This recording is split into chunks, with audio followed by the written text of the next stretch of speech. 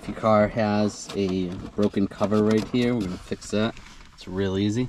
On the shifter, you can see this little sleeve right here. I'm just going to push that down, and you can grab the shifter, pull that up, pull the sleeve out.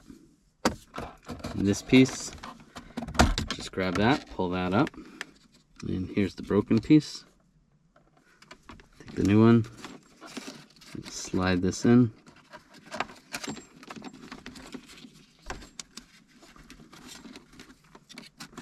You're gonna need the key. That to on, but don't start it.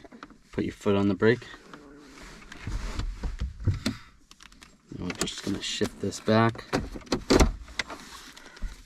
It's gonna go in the front, just like that. Shift it back forward.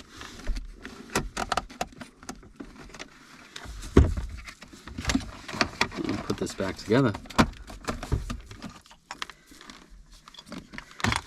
Put the sleeve on.